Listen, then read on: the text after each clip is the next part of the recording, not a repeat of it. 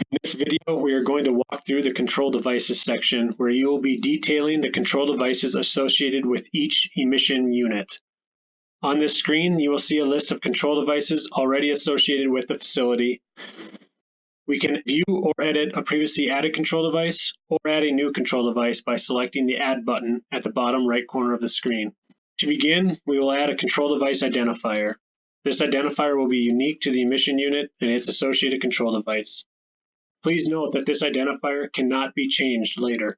It should include an abbreviated control device description and a number representing an associated emission unit. This control device is for engine 2, so we'll be describing this as engine 2 CADOX. You have the option to change the status of the control device.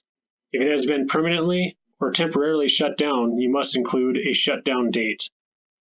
The control measure field is a searchable list. Lastly, identify the controlled pollutant or pollutants and the control efficiency for each. In this example, we will use a 90% control efficiency for volatile organic compounds and carbon monoxide.